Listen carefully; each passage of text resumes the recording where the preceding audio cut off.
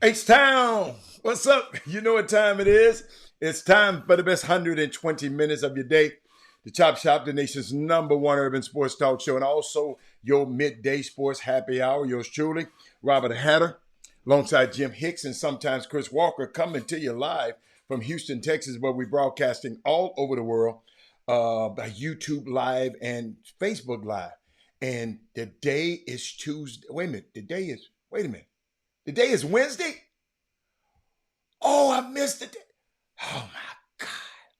It's Women Rock Wednesday today. Yeah, I'm serious. I did not realize it. Shout out to all the women all over the world. Gosh, it's Women Rock Wednesday. I did not realize that. I'm serious. This one day I didn't realize because wasn't aired on Monday. And I got my days a little bit messed up. But guess what? Happy Women Rock Wednesday to all the women. Let me recognize you on the Chop Shop today. Let me see. Let me take a look. Let me get both of my devices. My chair is acting crazy. If you see me going up and down, I want to be still, and my chair won't let me. Let me see what I got. Let's see what I got. Let me check. Let me make sure I got all the women. All right, let me see. Today it's only women, fellas. I see you, but I'm going to talk about the women today, fellas. Okay, we got Sonia Billingsley, Dale Griggs, Karima Williams, Shanquetta Pelser. Where have you been, Miss California living? Monte Cora. I got my girls here. Let me see. I got 5. I'm good. Daryl Anderson just wanted to say happy Women Rock Wednesday. He's traveling to Croatia for a super cruise. Him and his wife Tony. Shout out to them. He says not Baby Friday. No. Street Clothes did ball out last night. I'm gonna talk about that. Chris Charles, I know y'all happy. I got a little soliloquy on what happened last night. Anybody see the games last night? Hey, Angel Reese, NIL deal with a Mercedes-Benz. Yeah, baby, she got her own money. She can buy her own Mercedes-Benz. That ain't no yay. I ain't yaying about that. She got enough money to buy her own Mercedes-Benz. That ain't no yeah. That ain't news. I tell you, I'm sorry, baby. That ain't news. Now, if you go get some girl, one of the young girls over here that don't have it, and they give them a Mercedes, I'm all right. Now, Angel Reese can buy her own. So it ain't no big deal to me. I see Mindy. Mindy that showed up. My best friend Mindy that showed up. Josephine. Hey Rosie. Happy Women Rock Wednesday. Monte. Let me show y'all so y'all don't just think I'm just talking to myself. Monte. And she was recognizing Women Rock Angel Reese NIL deal with Mercedes-Benz. Yes. Yeah. She can buy her own Benz. Yeah, But I know it might sound nice, but okay. It's just funny. But you know what? Last night, a lot of stuff happening. And I'm glad it's Women Rock Wednesday because I like to be able to talk to y'all. But I want to talk about the Jordan Poole. If you watched the game last night, tell me what you thought about the Jordan Poole taking the last shot, 10 seconds left, and Stephen Curry Should have shot, and some people think he should have got the ball back to Stephen Curry.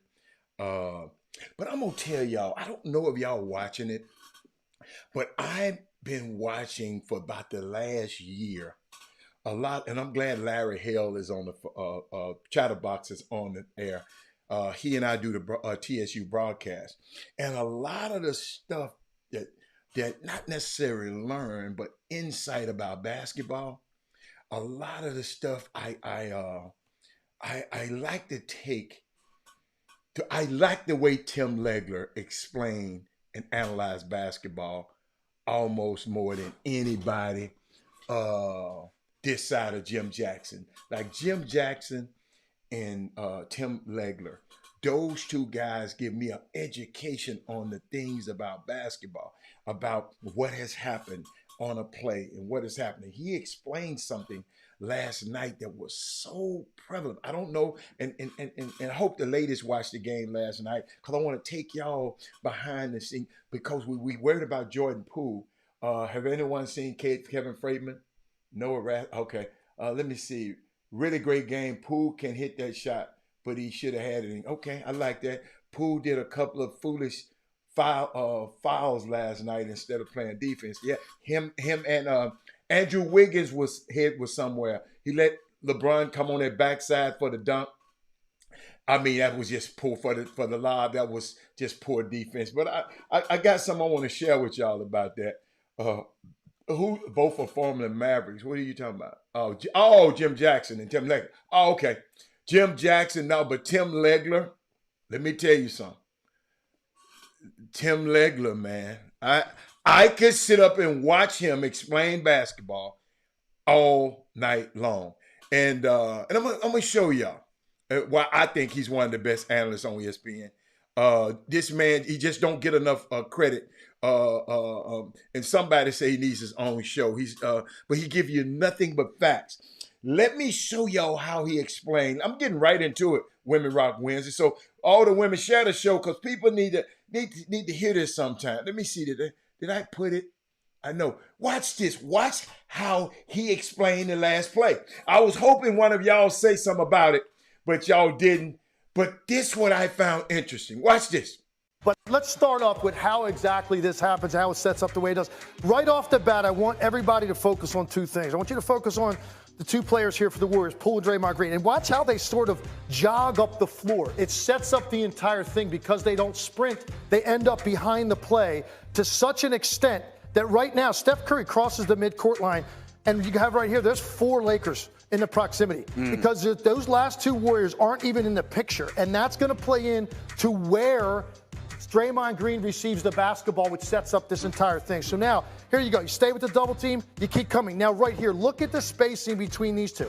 Right now, Jordan Poole knows that pass is not coming to him directly. He needs to be relocating more into this gap right here. You've also got Klay Thompson coming here. So if that ball were to get swung, you're going to have a 2-on-1 on this side of the floor with a very difficult decision, and maybe another pass gets made to Klay. But he doesn't do that. He stays right next to Draymond. So when this ball comes out, Draymond Green could have done something here to affect this play. If he puts it down hard right here, maybe you can get Anthony Davis to bite. Hey, maybe Anthony Davis is smart enough to say we're up 3 and he lets him go. I doubt it. Your natural inclination defensively is going to be to pick up this dribbler, which then means Jordan Poole can step in closer to the line. And if he catches it and there's a rotation here, you've got one more pass to Klay Thompson in the corner. It's not what happens. Now, the last part of this, right there. As a shooter, I can just tell you, as a guy that took a lot of deep shots in my career, when the ball is coming to you from this side and you catch it here, it's very difficult to generate the kind of momentum you need to shoot a shot from that distance. If you watch Steph Curry over the years, when he shoots those deep ones, it's either off the dribble where he's got momentum, or it's on a pass that's coming directly out from the post where he steps in.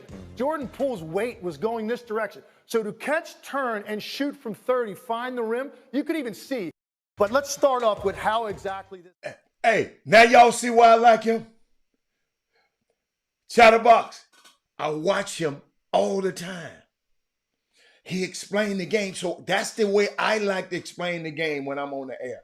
He is unbelievably That is Moody. Now you understand why I like him. He is the best. Listen to me, y'all. When I charted out on trying to be an analyst, I never did it before. So what I did, I wanted to study. And me, you know me, I'm going to study the best. So I've looked at everybody. And this dude right here understands the game. I put it like this. I ain't saying he the best and he's great. He understands the game the way I like it to be explained. And that's the way I try to explain it to my people. He influenced me. Jim Jackson influenced me. And this guy here influenced me a whole lot when I'm trying to get better. But this man, well, key thing I love, the reason Steph was in that position, and I want all our young people, sprint up the floor. Sprint up the floor. So all four guys, if y'all saw that, was guarding him. Derek said he broke it down point by point. Derek, it's unbelievable. Hey, Derek, you ain't going to find nobody on TV nowhere going to break that thing the way that man just broke that thing down. And we didn't mind Jordan Poole shooting. I didn't mind him. I think somebody said they didn't like it. Was it with you, Karima? Legs and that about Jordan not running the floor, bad spacing was great. Oh, that's awesome. Hey, Bettina, make sure you let your son know what just happened on that video. Make sure you play it back to him. Somebody said something. I wanted to go back to it. They said something. Oh, she said horrible about Jordan Poole. Not the shot he should have taken. I wouldn't have taken it because I got Stephon. If I got two of the best shooters in the world, but the man, Jordan Poole, that hit 6.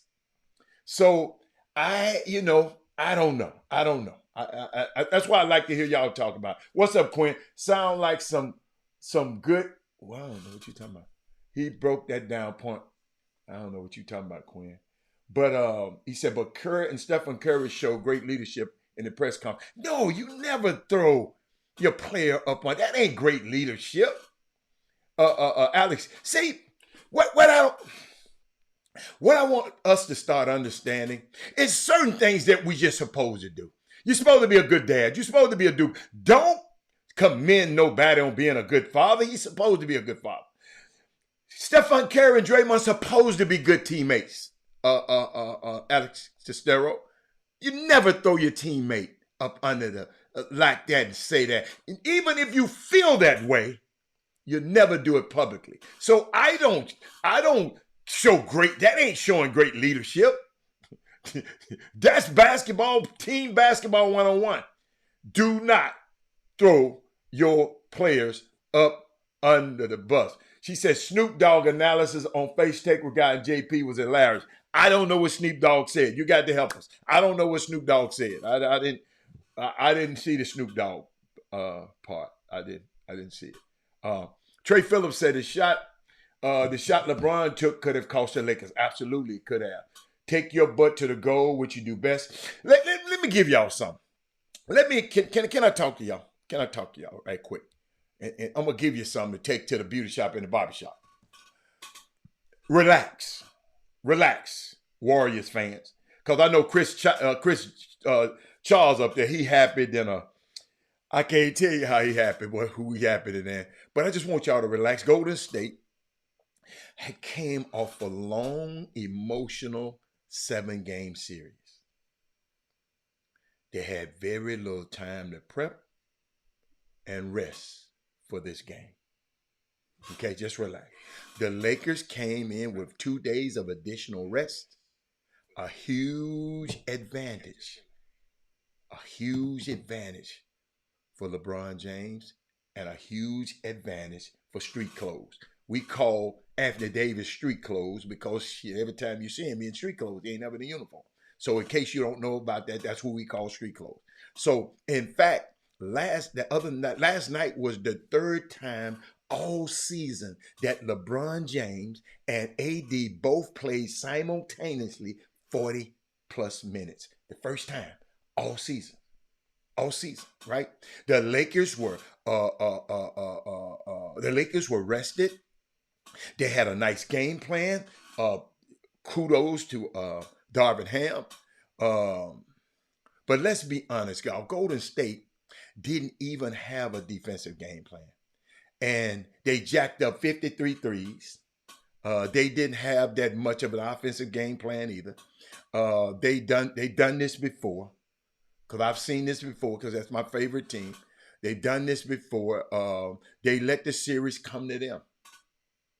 They let the series come to them. They've done this before, like I said. So you have a rested and focused and underdog Laker team with a real game plan put in by Darvin Ham. The Lakers are going to shoot more free throws in the series. Why? Because there's some people complaining about the 3 free throw, I think 29-6 disparity.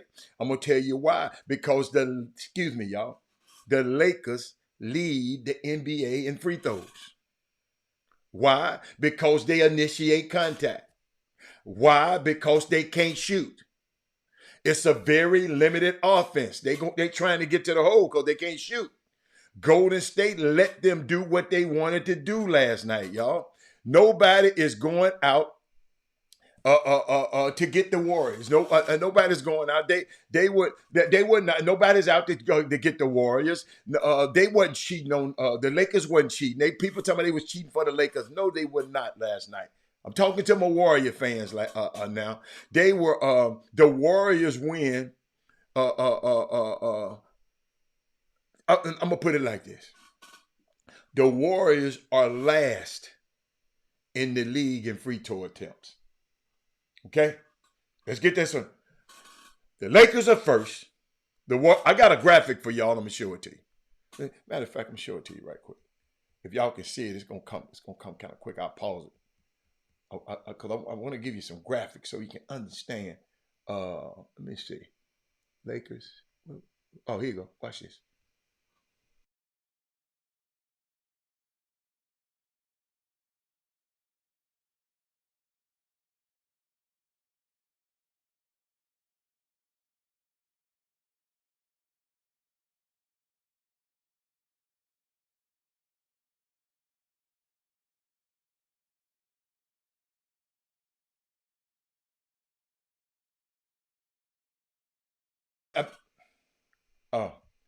Oh, you know what? I'm sorry. I had y'all on. I had muted myself, right? But let me go back to that again. Let me unmute myself so I can explain that to you again. Hold on a second. Because I was doing some stuff. So I unmuted myself. If you look at the bottom, if I pause it, if you look at the bottom, you see Golden State is at the bottom. The Lakers are at the top. Number 1 in free throw percentage. If you go to the bottom, you look Golden State is the bottom of the free throw. So understand when you see people tweeting about they calling all the fouls, the Lakers are initiating contact. They're going to the hole. And the Warriors shot 53 jump shots out there. So just wanted to let y'all, just give you a little bit, take it. I'm doing my Tim Legler right now. I'm just kidding. But you got to make Anthony Davis work for it. I think they let him off a little easy last night. Because Looney didn't play for 29 minutes. Draymond got in foul trouble, only played 40 minutes. Now, look at these minutes I'm talking about. AD played 44. LeBron played 40. Looney didn't play but 29 minutes. That's the primary defender on Anthony Davis. Draymond, who was a secondary defender on him, was in foul trouble. Only played for 34 minutes. Then got a technical foul. Just running his mouth as usual. But Wiggins didn't play very many minutes. He played 33 minutes, and he stunk up the place. So we got to get the Lakers, to me, the Warriors, got to get the Lakers moving in transition. And I think they will. They got to pick up the pace a little bit faster. The Warriors had to adapt to but what I like about the Warriors, they adapt more than any other team in the league. Y'all got to remember, they were in trouble with the Celtics last year. They went to Boston and won. They were in trouble with Sacramento this year, right? They went to Sacramento and won. Listen to me, y'all. Remember I told y'all, Jay Jackson, who told y'all, we talking about that now. What's up, Eric? Eric, I'm talking about it the Laker game. Eric, Steve Kerr, remember I told y'all that it's worth a game in this series. Steve Kerr gonna do something profound. Okay? Think about it. He did it against Mike Brown this year. He did it against Emil Doka last year. He went and got him a win at their building. And he will in this series. So don't forget, y'all got to remember now. And I'm going to give you one of our problems. Because I like the Warriors. The offense is lopsided, Morris Parsons. It's lopsided. What you mean, Robert, by lopsided? It's I'm going to put it like this.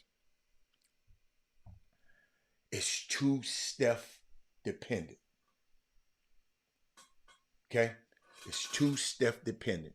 If Steph scores 31 points or more, they are 4-0 in the playoffs.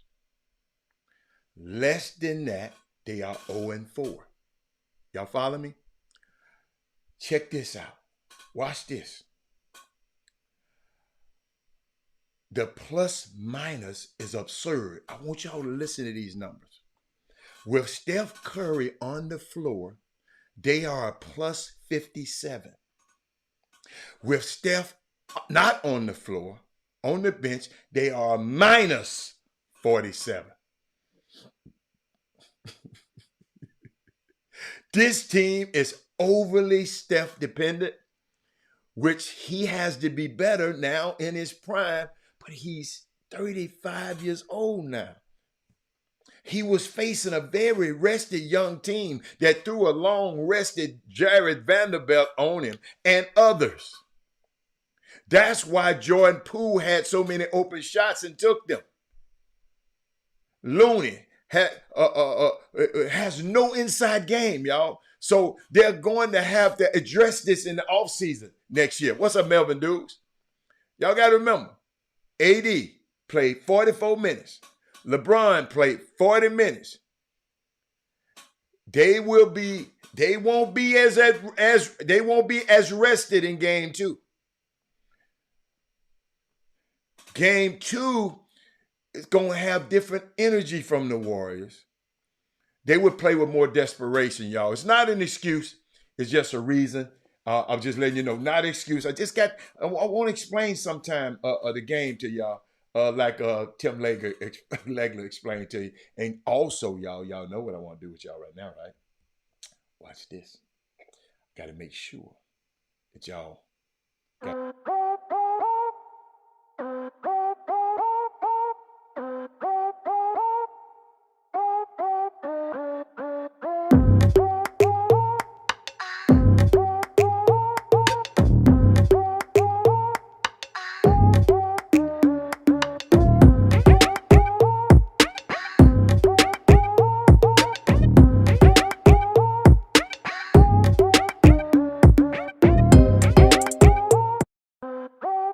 Solomon and Bryant Wines at SolomonBryant.com. Go check out their website, man, and let me know what you think. Let me know I know some of y'all have already got the wine, but if you haven't, get you some. Order you some. Order you some more if you're finished. So you can use your wine as your midday sports happy hour if you're not at work.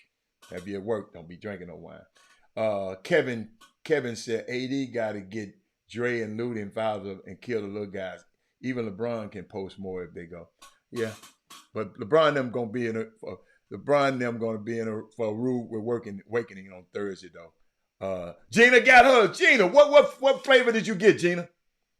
What flavor did you get when the Warriors moved to their swing game around the key? But they were tired. They were tired last night. When you go, see, you gotta understand the Lakers were rested, man. The Lakers was all over the place. Let's see how they're gonna do on 2 days rest. In 40 minutes. Let's just see. Let's just see. What else I got? Oh, Gina got the green. Gina, have you tasted it yet? Because you know I don't drink, Gina. So have you tasted? Tell me she got that green apple. Golly.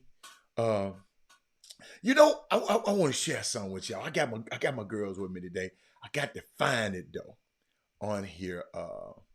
Got to find it. It was about okay, I think I got it. Hold on. Okay, I got it. I got it. I got it. I want to share something with you. Oh, she ain't opened it yet. Oh, you just got it. Okay, okay.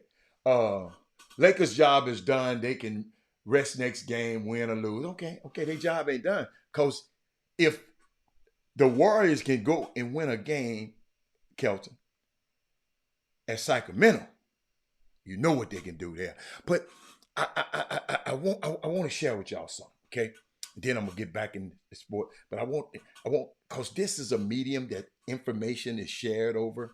This is part of the media now. They're explaining to me because the words that we give and the information we give over this thing. But I was reading up on about the mainstream media, and I want y'all to understand because you're gonna see a whole lot of stuff. You see the Tucker Carlson stuff. Y'all see how CNN when they switch around.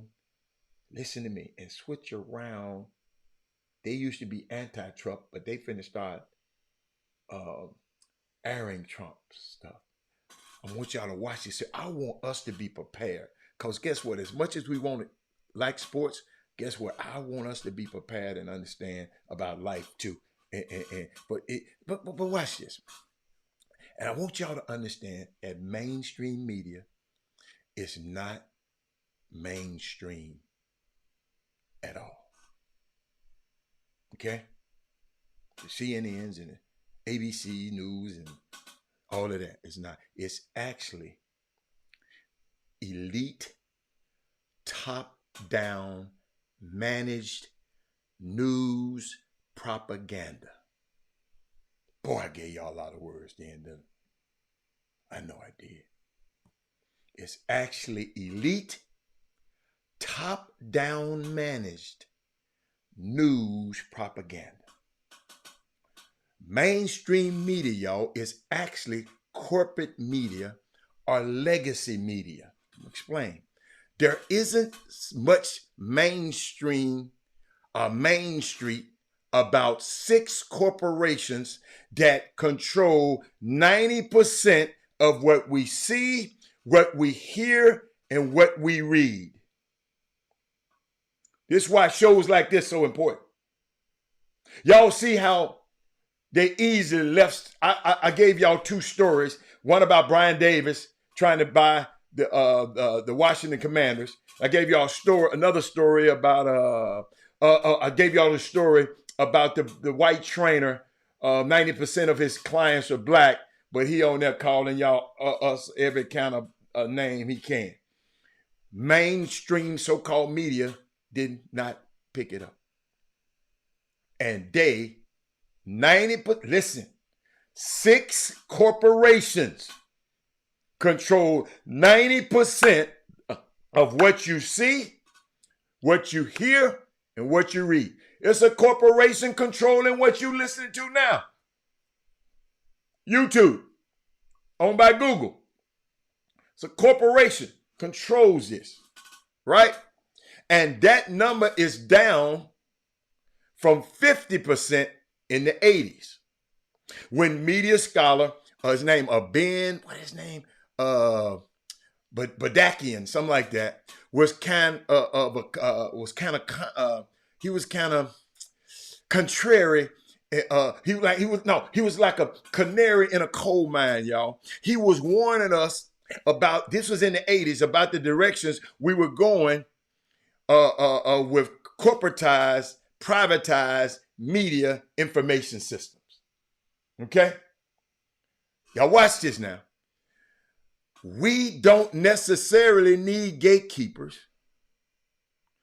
We don't really need fact checkers who watch the watchers.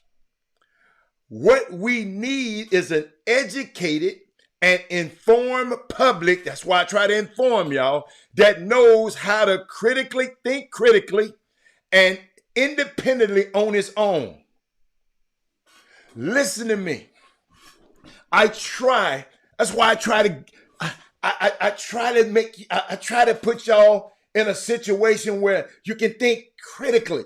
I want you to challenge what I say. and go and try to find a better situation. Go try to find a better word. Claude Anderson. I don't listen to Claude Anderson, so I didn't know if he said it, but shout out to him. Shout out to him. So check this out now. The 6 corporations are, I think they're Disney, which own ABC. That's Stephen A. Smith and them, and ESPN and all that. News Corp, Comcast, Universal. News Corp is on Fox, right? That's your homeboy. What's the boy name? See, I'm forgetting his name already. Tucker Carlson's guy, Rupert Murdoch. Rupert Murdoch. Check this out now. Then the major tech companies, Facebook, Alphabet, which owns Google, where we own now, and Facebook and Instagram. Of course, now Spotify is all the rage. Somehow an entertainment platform is getting into the hot seat because journalists are saying that they're spreading misinformation. See, y'all, a lot of these people, that's why I keep telling y'all, watch that clickbait. Because people be sending me stuff. I say, have you vetted? You know what? Y'all are getting a lot better about that. Y'all telling me, Robert, I hadn't vetted this information, but I want you to check it out. Check this out now. This is all, hold up. Jeff Bezos, y'all know he own what he own? Jeff Bezos. Jeff Bezos own the Washington Post. So I got a question. If something happened at Amazon, do you think the Washington Post, negative happened at Amazon, do you think the Washington Post is going to report it and let you know? Zuckerberg owned another big paper, Mark Zuckerberg. He owned a big paper. I think it's one of the it's a big paper too. It's slipping my mind. But check this out. This is all the while New York Times spread about war and foreign policy on a daily basis. All this misinformation in New York Times. When Bloomberg, the Bloomberg report, just recorded a fake headline that Russia invaded Ukraine. And over at CNN, I just told y'all about them, they are bemoaning that Spotify is ruining the credibility of journalism. CNN, who just fired Don Lemon. Care what you say about Don Lemon. I don't know what you like about him. But guess what? That man fight for everyday people. Just go listening to him. But guess what? The corporate media has done a great deal of ruining the credibility all on its own the last couple of decades. Always remember, y'all, who is the power behind these platforms? The power behind this platform, Chris Walker, Robert Hatter, Jim Hicks.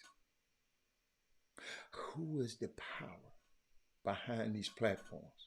Who decide and makes news judgments about what you get to hear, read, or see? Y'all know some of y'all watch the news and y'all go crazy.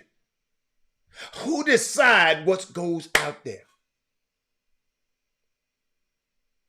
In addition to looking at old school kinds of censorship or prior restraints, now, y'all, they have algorithms. They have bots. They have socks, puppets, shadow banning. There's a whole plethora of ways that media can now censor, guide, and shape information and thus public perception. I told y'all a long time ago, media shapes our culture. People say, what do you mean, Robert? Media shapes our culture. If I were to have my grandson grow up. And all I do is let him listen to rap, let him read rap magazines, let him see rap on TV and everything. It's a great chance that he's going to grow up influenced by rap. If that's all we did. I just use rap. Media shapes our culture. That's why I'm so careful on what I say across these airways. There's a whole plethora of ways that media can now censor, guide, and shape your information. They'll send you. Have y'all been watching the stuff that you've been getting on Facebook? Have you been watching the stuff? You can go somewhere and do something, and the next thing you know, they're going to send you. You can leave out of Best Buy. The next thing you know, they're going to send you some stuff to go back to Best Buy. You don't think it's important. You go shopping and look at an ad over here, and the next thing you know, it's popping up over here. Mark Edwards, social media influence, controller. I was talking about media. All media shapes it. If you read the newspaper, if you watch CNN, if you watch NSNBC, if you watch all of these stuff, if you watch Fox, they're shaping you. That dude that shot the little boy who came to his door, he's been shaped by Tucker Carlson and Fox. That black folks is bad. They come to your house, shoot them. Oh, man. It shapes our culture, Eric. So we have to watch what we talk and give to our kids. Y'all need to share this show. Summer basketball. These guys, they shape the culture. So guess what? If those guys, whether the guy that's coaching your son, the guy that's around your son all summer, have you looked and find out what he knows? Ain't never thought about this. Y'all, this has been 100-year theory dating back to people like Edward Bernays about how to control the public mind through information. Edward Bernays, he got a book called Propaganda, written in 1928. It's still relevant today. We got to have some sort of media literacy. If you're just going to get, if you're just getting information through a phone, a lot of people, Corey, all we doing is getting it through the phone and sending me a message. It's sending me the message. We get a lot. It popped up on my phone. I got a notification about it. From where? Have you ever wondered why? Where? We have to become digitally media literate. I'm going to repeat that because that was a tongue twister. Digitally media literate. We have to become. Because that's the new landscape. They're hitting you on your phone. Because you got it. You take it to the restroom. You take it everywhere you want to. We need to have tools. And I'm going to find, I'm working on some. So I'm going to give them out every now and then. I'm going to have tools in order to deconstruct these power structures behind these messaging. Because they're out there, y'all. Just check your phone. Check your phone, and you'll know what I'm talking about. Let me get out of there. But I just wanted, because we just think this mainstream media is not harmless. It's very harmful. We got to become digitally media literate. We got to, if we know it's coming, then we'll know. Look at Mars. Hey, somebody can tweet that. Y'all got my position. Miss, y'all can just tell him that I said it. You know, don't do like Chris Walker. Don't do like Walt do me. But let me see what my next one I wanted to talk about. Let's see. I did want to explain to y'all. What about BNC? All of them. This is what I want you to do, Eric. Go find out. Thank you, Eric. I'm gonna show y'all something. Watch this. Eric. Eric asked me about BBC. I remember. I know you was talking about the BBC. Eric. Remember the key word. Go find out who controls it. I know what you're talking about. Find out who controls it. See, y'all, it's somebody at CNN, it's somebody at Fox saying what gets out. Somebody is controlling it. Call it the digital pivot. I like that. You follow me? You follow me, Eric? Eric, I told you ain't but 6 corporations controlling all the news. Did anybody find out what Zuckerberg owns? Zuckerberg owns something. But I want to help my young fellas, because the young fellas are calling me, talking about, because the NBA draft and they watching the playoff. Let me tell you something, Eric. Every college player, y'all listen to me, mamas. Every college player thinks they can play in the league. No, I ain't talking about Meta. They own a newspaper, not Meta. They own a newspaper. The Zuckerberg own a newspaper. I'm not talking about Meta. That ain't the name of the newspaper. It's like the New York. It might be one of them New York newspaper, another DC paper. I don't know. It's a big city paper. They own a news source. But every college player, y'all, thinks they can play in the league. But there's only 450 jobs. It went up to 5. Really 4. I'm gonna stay at 450 because those other 2 other extra jobs are just they are 2-way contracts. So we say 150 jobs. Then I look at a guy like Jeff Green who's playing in these playoffs, have their spots on lock for 20-some years. Listen to me, y'all. There's only a few spots available each year. And if you don't produce, you're out of there. I see kids leaving teams. Let me tell y'all something. This summer basketball,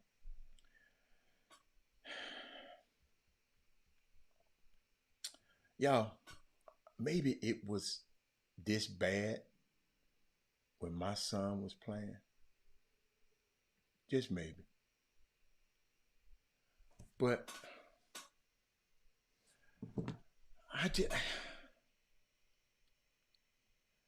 y'all, every day, I'm hearing something about somebody doing something in summer basketball.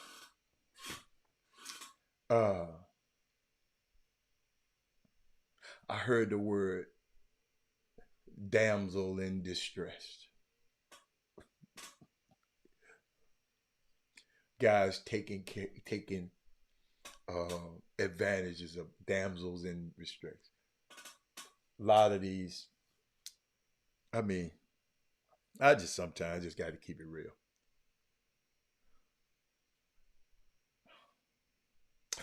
Forget it. I ain't even talking about it.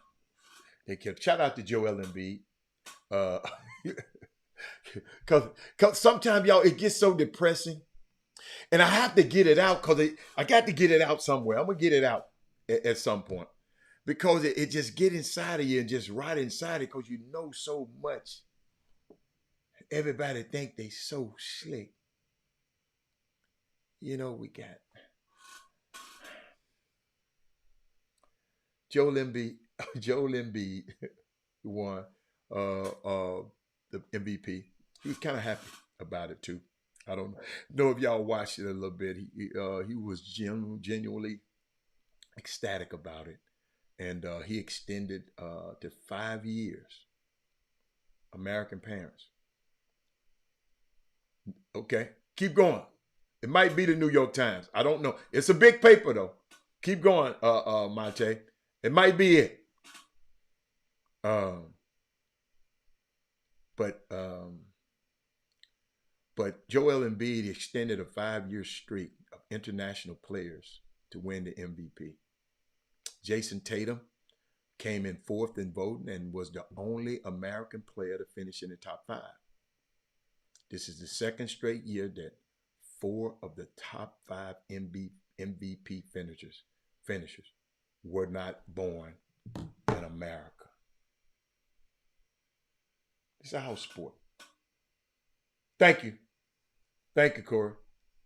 Y'all see what I'm talking about? Why billionaires buying newspapers?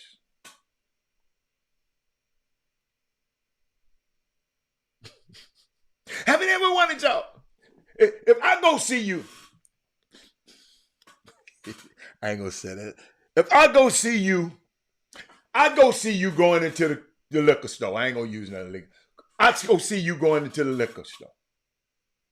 Right? You going in there to buy some liquor. If I see you buying a newspaper, what are you doing? What's so important about the news that makes Elon Musk spend $44 billion on Twitter? What's so important?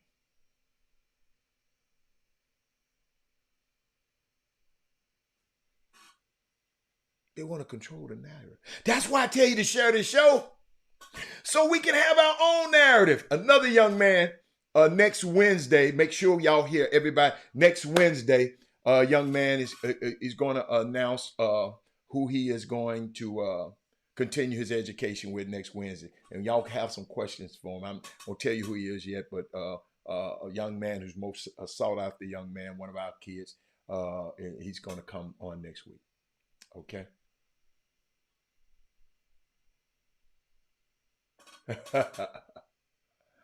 Hey, quit looking at my shirt, Kevin Freitman. You so nosy. It's also funneling money. He's also funded Washington Post, Wall Street Journal. I ain't talking about where he funneling money to. I'm talking about what he owns. See, this is our news source right here. If Morris Parson wanted something to get out to his people, he can come to me. And I let him come on the show and talk about it.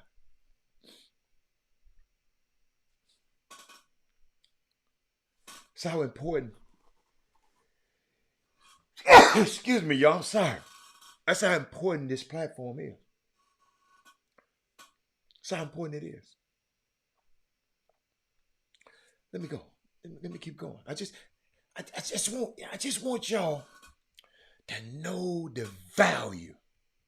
Because if you know the value of something, or if you don't know the value of something, you're prone to abuse it. Like drug abuse. Drugs, some of them are good for you. But when you abuse them, you don't know the value, you don't know the function of them, you will abuse them. A lot of men don't know the function of women. That's why they abuse it. That's people don't know the function of children, the blessing that God give you a child. That's what child abuse. You don't know the value. We got to start knowing the value of our own platform, that our sons can come and say, hey, this was going on. But let me show you some stuff that I saw. New York game last night. Celebrity Row was off the chain. Let me share it with y'all. I like stuff like this. Oh, Marcus Cannon. Thank you. Marcus Cannon. Good. Thank you, man. He wasn't good enough for me to know. Mike Myers. Thank you, Eric. Mike Myers. Thank you, Eric. Thank you. So I like watching stuff like that. I like sharing this stuff with y'all. What else I want to share? Hold up. Now, the pool stuff, because we talked about it a little earlier. We're going to get back to it. Watch this. He's got to get off it, though. He's got to get off it. Anybody else? What? Oh, my God. He can't be Ain't serious. no way. Taylor, what's wrong with that shot, guys? What's wrong with that shot? Hold on now. Can I see it again? Who's Can I see taking this it? clip? It's who's Where Hold did up, He's got to get off it. Hold up, y'all. That's Tyrese Halliburton right there. Y'all listen to him. Taylor Rooks and Channing Frye. Watch all of these three different generations, how they react to pool shot last. He's got to get off it. Anybody else? What? Oh, my God. He can't be Ain't serious. no way. Taylor, what's wrong with that shot, guys? What's See, wrong the with that young shot? fella don't understand. Watch. Can I see it again? Who's Can I see taking this it? clip? It's who's taking Where did he take that from? What do you want him to do? Take a dribble? Dog, just 10 seconds left in the game. But what if you're not going to get a better shot than that? You Look going at to be this. Look at this. no contest? Look at this. I'm sorry. I'm cool if I'm going Where stage. he's shooting where Darvin Ham is. Get off the Henny. I can't. Speaking of Darvin Ham, I got something for y'all. Guys, come on. No way. I Jose. mean, sick if they lose this one, which They're going to. You know what that is? That's analytics. You think because he You don't can like shoot that shot? Not one bit. He don't I'm like not that mad. shot. yeah. Look Well, I at mean, him. Jordan was like, I had the high hand, I was having a good game. I'm Yeah, not I'm not mad excusing at it. that shot. He's wide open. Dog. From that far away with not with That's how them 10 youngsters talk, y'all. seconds, and you have an advantage. I'm shooting it. I'm shooting it if I'm Jordan. So I feel you, Jordan. I would have shot that too. That's why you here with us. Got him. He gonna be here with us Oh, next year, too. don't listen to him. Don't listen He to is an him. all-star. Y'all see that? Now remember, y'all watch Darvin Ham. Darvin Ham was out of pocket for this. Watch this, y'all. The Lakers in transition, coming to double Curry and make him give the ball up. Poole got an open look. Did y'all see Darvin Ham? Jordan Poole lets it fly. He put his hand out. Long rebound to Schroeder. The Lakers in Watch this. transition. Watch Darvin coming Ham. to What the double hell is he Curry doing, the and coach make over him there? give the ball up. Poole got an open look. Curry double team. Did y'all see that? Hey, wait a minute. Am I just looking at that by myself?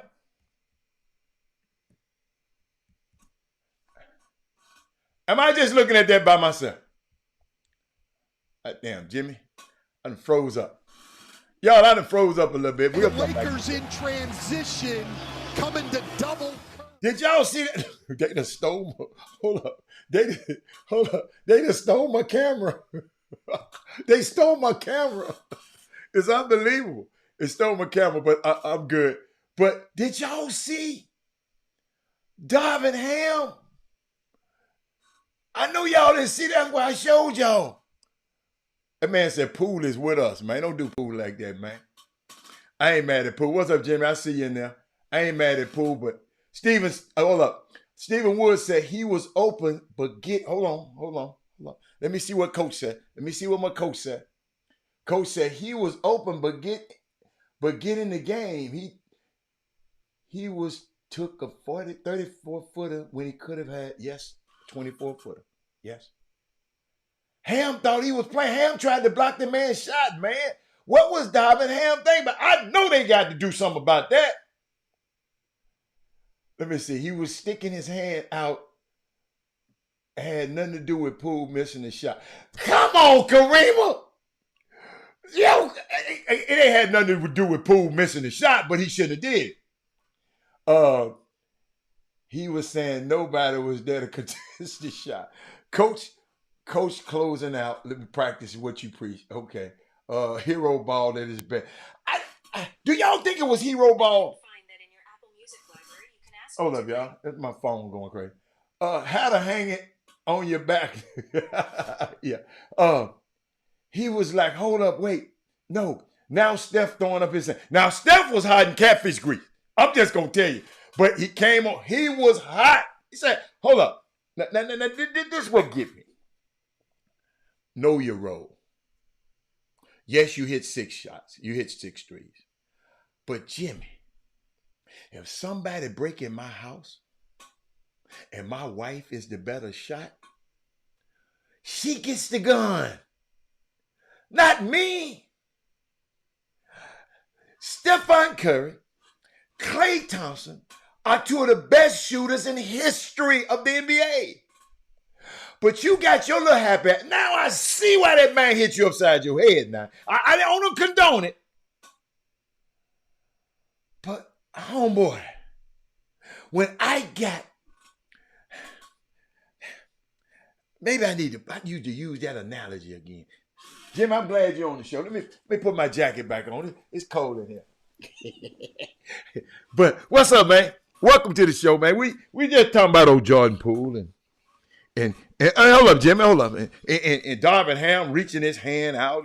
Hold up, y'all. Let me zip it up. Let me zip it up, Jimmy. Let me zip it. Don't hate. Hold up. Excuse me. Hold up. Let me put some more accessories. I got other accessories. Hold up, y'all. Hold up. Y'all watch out. Look, watch how he look, y'all. Look.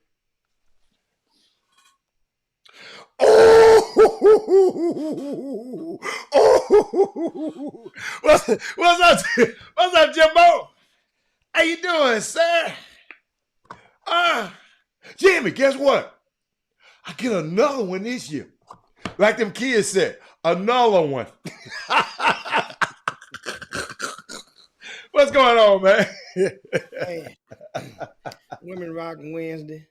You guys make sure we're creeping up on the top of the hour. Let's go on and get the share in. Share the show real quick to your pages, to your followers, to your friends. Let them know about the Chop Shop. Let's get this thing popping. Man, got a lot of stuff to cover. I know me and you had a hell of a conversation last night. Huh? I know you and I had a conversation. Let me tell you something, man. Summer basketball, y'all at the mercy of some of these clowns. Oh, hold on. Oh, Jim, you didn't tell me. Oh my goodness. Did you see the sleeve? Did I show you the sleeve? Okay, I just wanted to know. All right, keep going. Oh man. I think where we start at. We can start by giving a shout out to a couple of the high school coaches. Been a little furniture moving around. Oh, huh? In regards to that nature. Duncanville's acting head coach from this past season, Neiman Ford, has accepted the girls' head coaching spot at the same high school. Duncanville High School girls coach is reported to be the highest paying girls basketball coaching gig in the entire state of Texas. That gig pays about $130 for the girls coach at Duncanville. And that's not including the numerous fundraising opportunities that is yielded from that school hosting grassroots or non-scholastic events, multiple throughout the non-season. Shout out to Coach Ford. He was a finalist for the head job at Crowley High School. He'd called me last week or so when he was on the way, actually pulling in the parking lot for his second interview. It's like, yo, Unc, wish me luck. Going up in there, I say, boy, just don't forget about me. Come on down there and see us at some of these events. You get that gig. However, it worked out for the best because not only does Coach Ford get to remain working at his current school, which is Duncanville, not only does he get a substantial pay raise, and but the new head coach of Crowley High School is a relative of Coach Ford. He was the head coach of Fort Worth O.D. Wyatt for the past few seasons. That's DeMarcus James. Coach James runs O.D. Wyatt High School, and he's their head. Now, he's the new head coach of Crowley High School. Now, I have other news that I guess is bittersweet, bitter for some, sweet for others. And that is Fort Worth Dunbar High School is expected to name Swan Lacey as their new head coach. He took over after Robert Hughes Jr. Was relieved of his position at the start of last season. So Swan Lacey, we not say bittersweet because he was a finalist for that gig along with a Fort Worth Dunbar legend who often watches the Chop Shop. And that is Derek Daniels, whom I thought was a shoo-in, a no-brainer to get a job that he's always wanted all of his life. Not to saying that Swan Lacey didn't want this job, but Derek Daniels, you can't think of the history of Fort Worth Dunbar basketball. You can't even say it without mentioning the name Derek Daniels. He was once the all-time leading, for years, assist giver in the state of Texas, as well as University of Houston for many years. I think somebody matched it or topped it. I don't remember who. But Derek Daniels, man, those guys wore the blue chucks back in those days, in those 80s. And Fort Worth Dunbar, the community was filled with pride about their basketball program. And so, but Derek Daniels has been passed over or they're expected to name Swan Lacey as the head coach. Over in Houston, C.E. King is narrowing down their coaching job search. They're expected to name their new coach probably by the end of the week. Speaking of coaching changes, Al, do you remember last year in the playoff? You might not know the coach, but you probably remember a video went kind of viral because this team was expected to go to state. They was expected to run through everybody, to get back to state. This team here they were cocky and they were loaded. Summer Creek girls basketball team. Remember they made a little video with a little swag, had the cars and the bling. They good. It was the mamas. The mamas. Yes, the mamas. The mamas. Yeah. And the head coach, Carlisa Dixon. Yes. She gonna be humble. She is now the assistant athletic director in Humble ISD. She's from Dallas. She's from Dallas Lincoln, to be exact. Oh, okay. That's what, and moved here and turned that basketball program into an annual powerhouse. I'm proud of her. I met with her on yesterday morning, and she had gave me the news, which she later on broke, I think, to you guys yesterday afternoon while we were on the Chop Shop. So those are coaching James. But she the assistant AD. Who is the AD? Troy Kite. I got a question, Jim. You know how I be listening. I'm a good listener, right? You talked about all of these jobs, right? But you only mentioned, why did you mention the pay of that one job? Well, because it made it significant. Because sometimes if I just say Coach Ford got the Duncanville girls' job, it may seem like a demotion to some, or like he couldn't get a boys' job.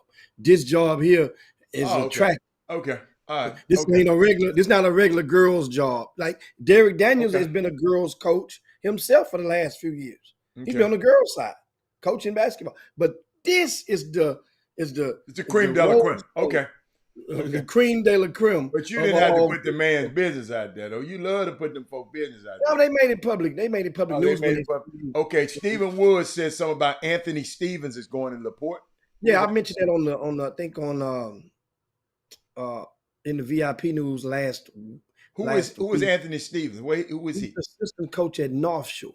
Okay, I got you. He's going to LaPorte, Okay. and that he interviews very well. Remember, I was on one of the interviewing committees a year ago where he came in for one of the gigs, and he was, I mean, he's fantastic. And you know, a growing number of these young guys that has an understanding of the grassroots dynamic, the pros and cons of it. If you are getting a coach that understands what's the elements, then that's always a plus. So a kid like Anthony Stevens,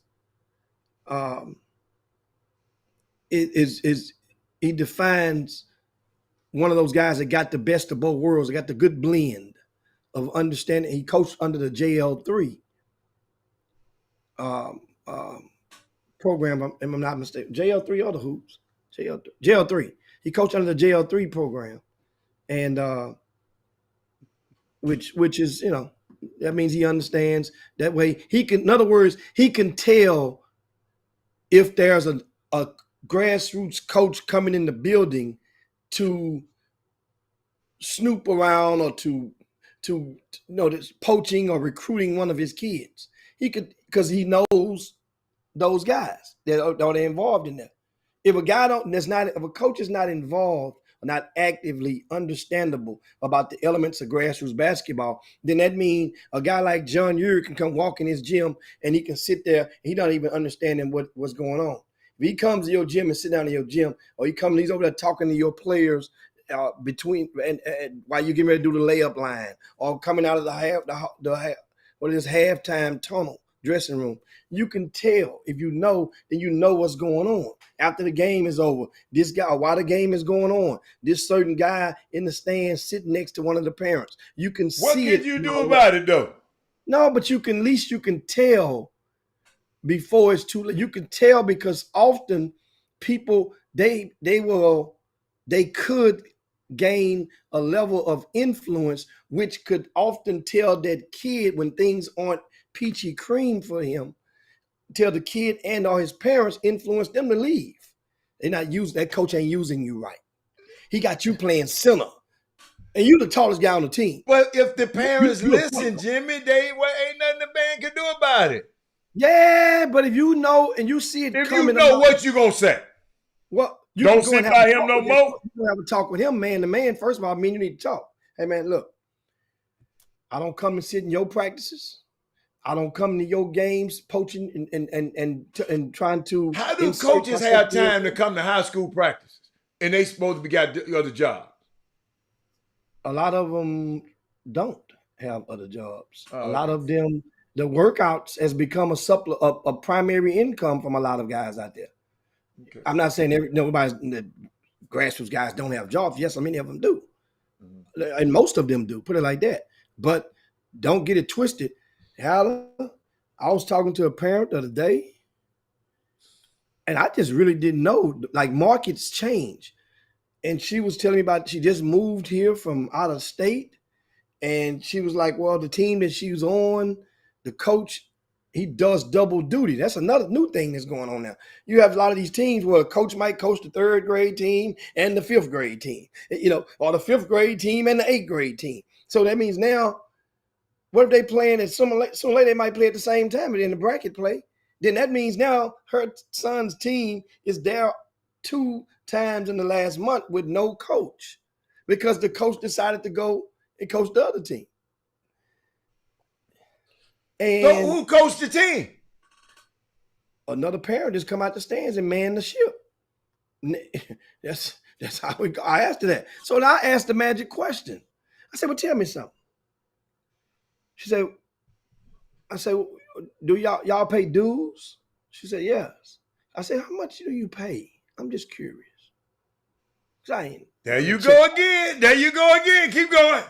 Okay, watch me I tell you how much they pay a month. Then you're going to, she pays $400 and something a month for team dues. And often the coach might not be on the sideline. Plus another $325 a month for the workout guy. That's $750+ per month for a ninth grader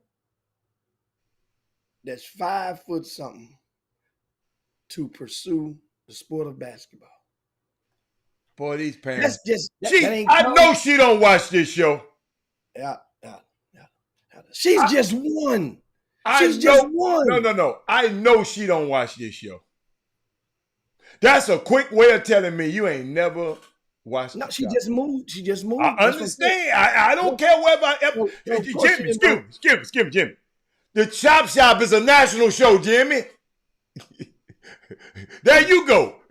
You don't understand. Just because they don't live here don't mean they don't know. I bet you Bettina, she don't live here. She know about it. I bet you ain't nobody gonna get her like that. I bet you Tanya Faulkner ain't nobody gonna get her like that. I don't care where you live. That's why I always tell y'all to share this show. So Coach Jimmy said, the woman, she don't know.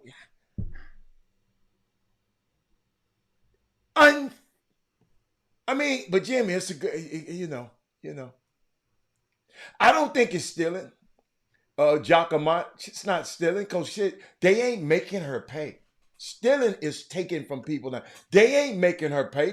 She don't have to do this. Evidently, she got the resources to pay $700 a month for this little old midget. That little kid to go do his thing. Come on, y'all. Y'all got this. Sometimes y'all don't understand. That lady must have the resources, Jimmy. Because if she didn't, she wouldn't pay it. If she didn't, she wouldn't pay it. No, she has the resources, but it's like this is the market. And that wasn't the issue. I'm saying, because that's the rate. So if she's paying the 400 and something, that means the rest of the kids on the team are required, their parents are required to pay the equal amount. Now, whether they do or not, that's up to them. That's a domestic issue. But the thing is, that's the tag. That's the price tag on what's going on in that particular program. And so that means I'm just curious, is that the normal rate? Is that the normal rate now? Workout guys, developmental trainers, is that the normal rate, $325 per month? Is that normal? So it's according to how many times they go a month, Jimmy. Well, I'm just understand that, but is that a normal? So let's say they go 2 times a week. Okay, that's 8. So it's 4 weeks. 8 into 325. Somebody take 8 into 325 for that's 40. Okay, so that's $40 a session. $35 to $40 a session, Jimmy. Jimmy, that's normal. Okay, so if the 325 is normal, then my question, the next to part 2, or was really part 1, is the 425? They said 4 something. I can't remember the number that she gave me. Is that 4 something normal for team dues? I don't know. I ain't got no team. I'm putting on my jacket. It's cold in here. Oh man. And you think about it. So as I said, Alan, if you a workout guy and you're getting that $325 a month. Yeah. Okay, just check this out then. Okay. What if you got 10 kids? Well, you just getting some money. I ain't counting that man money. Well, that's all you need. So that's what people seek out now. That's what I'm saying. Some people, you as 10 good as keys. hold up, as good as I am developed, I just ain't got time for y'all parents. Y'all can't afford me because y'all can't afford me. But I can at least your son. Listen to me, man. These poor little old parents, man. Hey, if he helping your son and your son getting better, then pay him. If your son, but let me tell y'all something. If you go in the gym after you done paid him all his money, and your son can't hit 7 out of 10 shots, don't mess with him no more. If he teaching your son all them old step back James Harden shots, them NBA moves, don't go to him. But if you find value in it, mama, you keep paying that money. If you find value in it. But because I'm not gonna try to stop these guys from doing it. If you find value, I don't have no value in it. I told y'all my story. I was paying a guy to train my son, Cedric Ward. I can say his name. Paying him. And one day I had to go to the ATM. My son said, "Why are you going to the ATM?" I said, "I had to go get him some money." He said, "Pay him for what?" My son said it. Little youngster said, "Pay him for what?" He said, "Dad, I like the way you teach better than him." He said, "Dad, I ain't coming back here. I don't want you paying him when you can." So when I never forget that. I'll never forget that. He said, my son told me that. So, but like you said, she knew in town. Them dudes think she didn't watch the Chop Shop out of town because some of y'all didn't share the show with somebody out of town. So the lady come here, and Jimmy, thank God, Jimmy, you talked to Rod Wells. He asked about the ring. Rod Wells, you are late. I had the ring on early, but this just for Rod Wells. Yes, it matches. It matches. Yes, it matches. But Jimmy, I mean, I'm not mad at them guys. I'm not mad at them, but Robert told me. He said, "Where you going to the ATM for?" I'm ready to go. I said, "I got to bring the money." He said, "Bring the money for what?" He said, "Man, don't get that man no more money." No, he ain't worth me coming. I was just coming because I was just coming because my friends was here. No, don't give him a quarter. So, but my son didn't find value in it. So I knew it wasn't no value. I just didn't feel like teaching him myself.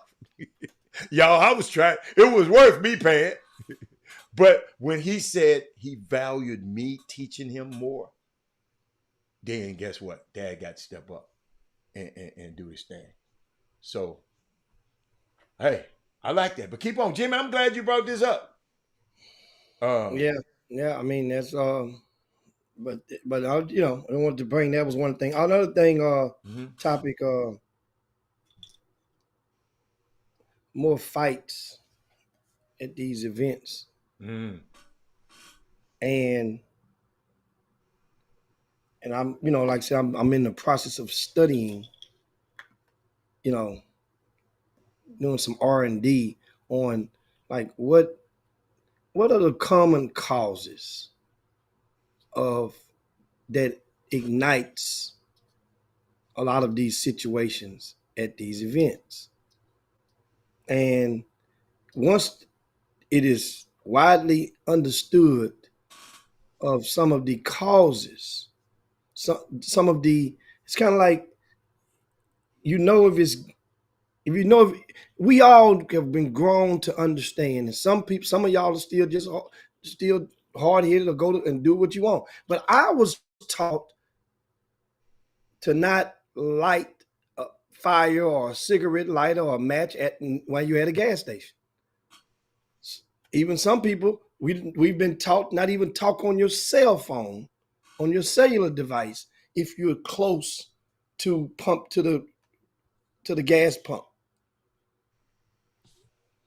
Well, that means the situations that can cause the problem. So therefore, you'd use preventive maintenance, and you just don't smoke your cigarette when you're pumping, when you get ready to get at the gas station, or you don't, or you get off your cell phone, or put it on hands free, put it in your back pocket while you're getting ready to pump the gas. Preventive maintenance. So, what are some of the common causes of these squabbles at these events? And every time you identify one, it's almost seemed like hit dogs holler, meaning that if you blame it on the coach gonna say, man, it ain't our fault. It's David. You blame it on the referees. Man, it ain't our fault. We ain't getting paid enough. It always turns into a defense instead of acknowledging that, yes, okay, it could be this, it could be that. So some of the common causes is it comes from one of the nucleuses comes from, or common denominators, respect or lack of respect in these youth sporting events. For example, there's the referees. Most referees have day jobs. All of them are human beings that it seems like once they put on that black and white striped shirt, then they are lesser than a human being to some. That means it's okay to disrespect them. Some people believe that. And now it's gotten to the point where kids disrespect the referee and it's okay. But you're still disrespecting an adult. You're disrespecting an elder and it's okay. And I saw a referee last week get a kid a tick for cussing. Not derogatory cuss words, just the conventional ones that they use on TV. The one or two of them he said on TV. You know, like, damn, man. Well, that referee teched him up. You know the first thing that the parents said from the stands? Hell, you gave him a tech for? He ain't even do nothing. You see? He ain't do nothing. He ain't even do nothing. You just disrespected the hell out of this man who has the authority to toot a whistle and call a violation against you for doing so. So now the parents, because they're going to, especially a mother, they're going to shield her cub, and now they attacking and antagonizing the referee. So that means now the kid gets to see the parent do it, then they start to emulate whom they idolize. Now the coach is on the referee. Now there's a situation that's brewing. You can see it coming a mile away.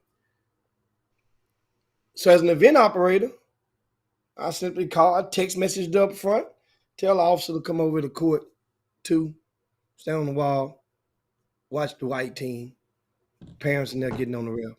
That way your presence. So that way now, that's preventive maintenance. Because sometimes the presence of an officer can help diffuse situations. Just the presence. Now, meanwhile, there are some security people that people still don't respect. Some people are trained with, man, if you ain't a police officer, then you ain't the real. DEA. No, I'm just kidding. They call them Barney Fifes. Or you top flight. And so nobody, we've grown. There's still men, and we have empowered a group of kids, a nation of kids, to disrespect grown men. That's a problem within itself. It's a big problem within itself. Then you wonder when you're out and about and you're out in the mall and you see these young guys sometimes and they bump into you by accident and you get to wondering, is it really a damn accident or not? Because they're not saying excuse me no more. Mm-mm. Every now and then one might bump you. They bump me and they, oh, sorry about that, school. You know, they call you school. So my bad, I school. can't stand that. My bad, school. Nice lid you got there on, man. I see you, school. You large still, or you just scuff my damn shoes, young fella. But my point is being able to get these young people to not disrespect these grown people. Grown people supposed to have those conversations. How did that thing end? They I mean, the kid got the tech. They played the game on out. So the mammy was it mama or dad? Hey, and guess what? Guess what? This particular game, it was ignorant versus ignorant. Because they had a pappy from the other team now that was getting on heckling. So now that mammy must have had some help but she must have been full of something. But Jimmy, they be full of that fluid now when they come to these games now. I'm telling you. To be full of. This mammy, I didn't know till after the game. They told me, they say, you know, you got their son, y'all got the son ranked. That son, they gonna be a problem at that school next year where he goes. I'm just gonna protect it because as I go and people that know, they are going to know. Some people will know who that mama is. Well, the mama, after the game is over, the officer is standing on the wall still. So it's one way out that gym, one main way, primary way out that gym. You got to pass by that officer and go. He's standing right by the doorway, just watching, you know, as he's supposed to. The guy who's from the other team, and it was a great game, by the way. You know what I'm saying? It went down to the wire, you know, championship game. It was for the marbles. She goes, and instead of walking her own beeline on out, she walks in earshot of where this guy is and shoots a verbal shot at him. So now she goes and makes the statement after he said something back to her. I mean, they wasn't face to face. You know, you just talking in the wind. You're talking at somebody as you're walking. He said this thing as she's walking away. And then she mentions a statement about, okay, let me go get, you must don't know who I am. I'm going to go pop my trunk. I got this, and this. I got 3 pistols in my trunk. That's where she made the mistake at. It's because the police heard it's a her threat. Say that. You cannot make a statement about a firearm on a school campus. Absolutely. On a public school campus, you cannot make a statement or a threat about a firearm. Absolutely. So he went, now you've activated him. It's like the law following you activate him now. He followed on outside and then let her know. After attempting to get her name and whatnot, she is barred from the campus of that school district. She's barred. If she's found to be on any of those campuses again, she will be arrested for trespassing. So that's how once the word gets out that if you mess up at these events, then your ass can go and take a ride. You can go get that purple ink on your thumb if you mess up at these events. then people will understand the risk is not worth it. You could save yourself some money by being more civil. Another thing, how to tired ass referees. Referees, if you don't think you are getting paid enough, you have an option. While it's basketball season, it's also football season for them youth in the morning time. It's also baseball season. Softball games are going on. Go officiate some of those.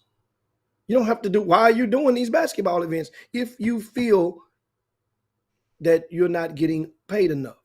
You're getting in Houston, the rate varies, but in Houston, the range is from $26 to $30 for roughly 50 minutes of work. Howard, you and I both know in grassroots basketball, them referees ain't running them down the court unless they at one of the EYBL events or they're one of the elite camps. Then they're doing it because they're being evaluated for positioning for college or gigs. They're gonna run them down the court. So just imagine that referee who's doing 4, 5, 6 games in a row and getting the same money that he's getting paid as if it was his first game. His legs is not the same. All of the verbal heckling that he's taking or she's taking throughout those hours are compounding with interest, and their fuse is getting shorter. So these are things that contributed. So that referee now, it's like at some point, somebody gonna put the domino on the stack that's gonna make everything fall. That referee just gonna go off. He's not gonna be able to take it. And that ain't our fault. It ain't your fault. That's what it's the thing is putting themselves in position. It can be prevented. Preventive maintenance. Preventive maintenance. A tired mind won't be able to tolerate. They won't have the same sense of humor. I mean, how many games is if a ref on here? How many games is too many? How many is too many a day? You know, like you have to have like like I remember when we was on the road. At certain times, the bus driver got the rest. He can't be on the road. You know what I'm saying? Yeah. He can drive us. What is the fatigue? The fatigue threshold. Just say per day. How many games can a dude call per day? My rule, what I used to do, and I got laxed on it. I used to have a special request that a referee can get however many games he want, but no more than 3 in succession. No more than 3 in a row. Okay. That's grassroots, because those games, we have mercy rules in effect. No more than 3 in a row. And the reason why I know it's not right, Howard, is because if that's the case, then why don't them same refs, why when it's time for high school season and those games are hour and a half apart, why they ain't calling 3 of them games in a row? They know it ain't right. Why they ain't calling 3 of them in a row? When it's regular in scholastic setting. I mean, them games start almost at the same time. No, I'm saying if there's a game on a court, like there's at a tournament, let's say, at the high school season, let's say at the McDonald's Texas Invitational, right? Or the Whataburger tournament. Let's say when why ain't that same ref calling back to back in those games? You know why? Because it wants fresh legs on that court. Of course, it means more. They're getting paid much more. Don't get twisted now. They get paid more for scholastic events. They get paid mileage and a lot of other things. Some people get paid based on, at some points of the season, based on the crowd.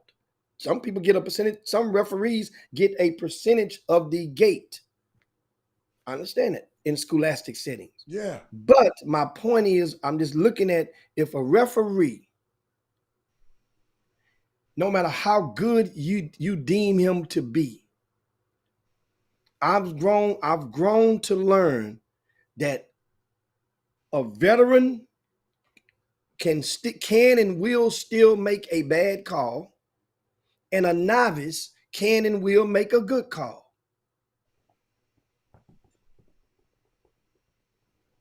I just would rather them not put themselves in position to do so many games in a row, so that you can then you put yourself in a situation whereas them parents can weight can break the wagon.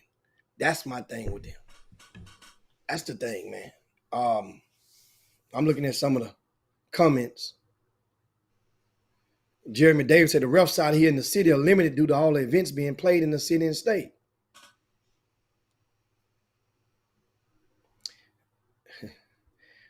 Jeremy, let's not act naive on this stuff, man. The referees, the good ones, the better ones, the more experienced ones, they have more options. And you're only as good as your option. Meaning, if the pay was higher, then it would probably extract or attract the better crop of the officials. Right? Let's say if you're one of the better refs out in the area, and if you had a chance this past weekend, you would have tried to probably go to Bryan College Station because Adidas was probably paying the most. Right?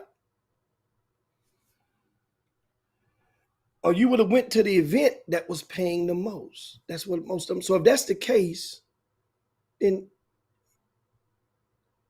okay, cool peas.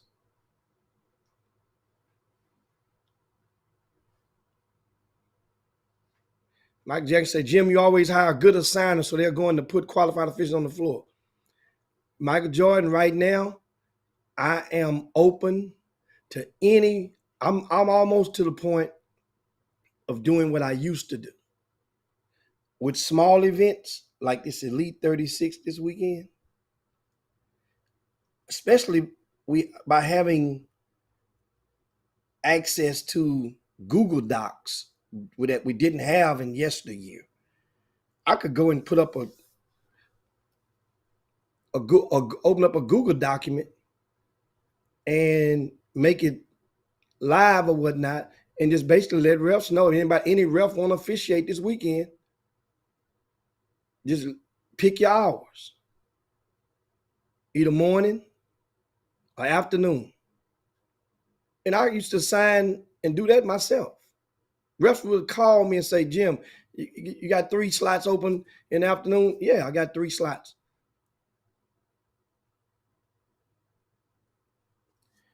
Because by it being various events, some referees are going to negotiate different rates. There's no rate across the board. There's rates across the board in scholastic events. So what's happening is week to week, one guy is charging $52 a game. Next guy is charging $60 a game. That's time divided by 2. And so now it becomes people from out of town come and do events in Houston. They're paying a little bit more because they don't know the rate down in Houston. They hadn't did their R&D. So that means it spreads it out. So then the referees are going to go where they can get more money. And I ain't mad at them. But the ones that still doesn't negate the fact that you're taking too many games and overloading yourselves, which is causing to these problems. That's all I'm saying. And I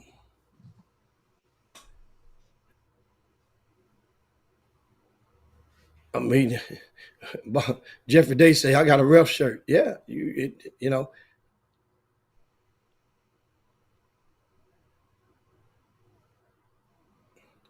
Mike Johnson, he might ask for a premier matchup. In this game this weekend, what do you call a premier matchup? I think people, I don't think there's no premier matchups in this tournament this weekend. I don't. Were you looking for design? There ain't no designer teams. But you know what? Them kids is out there. Somebody gonna get some ink. The ink gonna be the same. no matter who's there. And it may be some kids that has not gotten ink, that has never been in a magazine before, or has never had their name listed on rcssports.com or had Doug Jones say something about them. Somebody's going to get talked about, and that's better and or greater than most of the others, depending on what they're playing for. All I know is what the sale is this weekend. Every team that pays can get up to 10 parents in free. If you didn't know that, at the Elite 36. So that's a game changer. If the coach cares that much about the parents, they pay the entry fee and they get up to 10 parents in free all weekend long. Or the coach don't have to pay that amount. He can pay a discounted rate. And those that pay the discounted rate, that's basically saying, F my parents, y'all get it out the mud, pay your own damn way in. That's for y'all to figure it out. But I know the opportunity is there. And depending on how many parents you got in your program.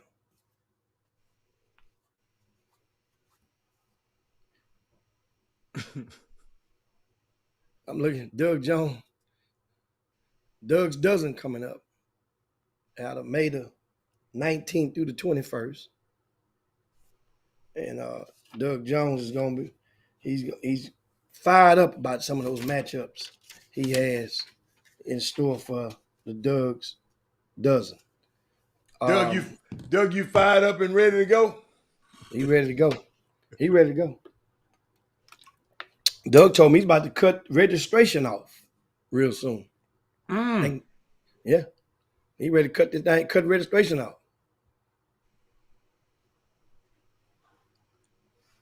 Would you just go to I'm looking at Aaron MC Willis asked would it be better to ask the refs to continue to do additional trainings or go to camps that allow them to make better decisions in addition to what you see? I don't know. I'm not a sports official. I'm just throwing it out there. A lot of guys that are watching are certified officials.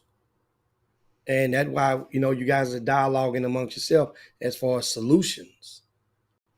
I just went and identified a couple of problems that contribute to a lot of the stuff we see in these gyms that result in squabbles.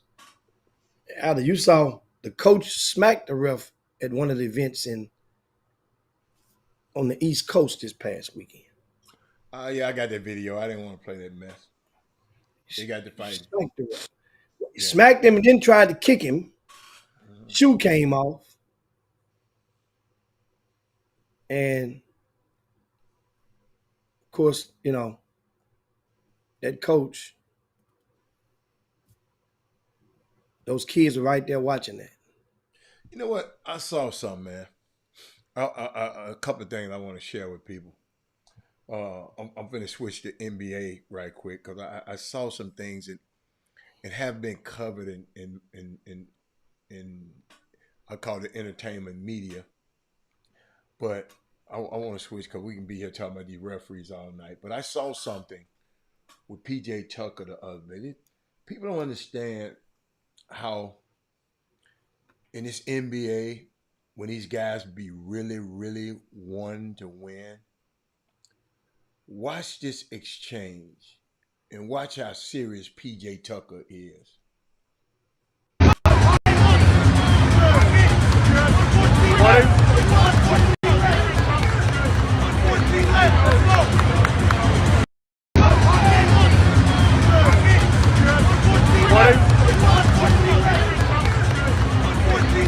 And people talking about these guys don't care. And people talking about these guys don't care. Did y'all see the intensity? He said, what the Paul Reed, in other words, shut the hell up and do what I tell you to do. And some of these young guys that comes up in the league don't understand these veterans. PJ Tucker had been around the world. Yeah, shout out to Robert Miller. PJ Tucker had been around the world, man. And Jimmy and I sit there and and just watch this. So I saw this, and I wanted, and nobody really talked about it. But did y'all know that during the season, when LeBron James was going to break that record, Kareem record, do you know Draymond Green asked the Warriors for permission to leave their road trip to go and support him? Did you know that, Jimmy? Yeah. Steve Kerr, they said no. He told him no. Now, think about that. Now, this the same Draymond Green who got into it was the cause of telling Kevin Durant, you got 1 foot in and 1 foot out. That's what their biggest argument about, Jimmy. This man rather leave their game and miss their game to go be there with LeBron James. He loved LeBron that much? No, hell, I don't think he was missing. Yes, he was going to lead the game, Jimmy. I talked to some people. He was going to lead the game. It was going to be a game that day. They played on that same day.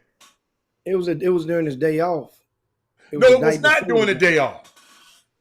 It was not during the day off. That's what I'm talking about it for. The man wanted to miss the game, man.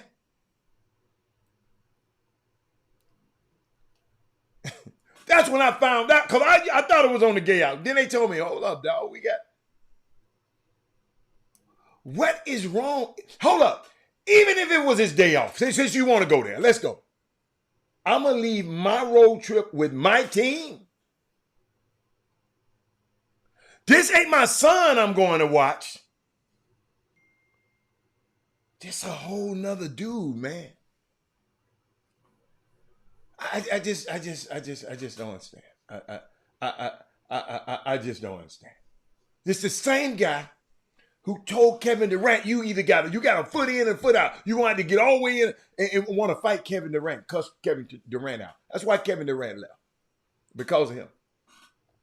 Same guy who sprung on but now he's saying, I'm going to leave my road trip with my dudes to go support a dude on another team. Where we doing that at?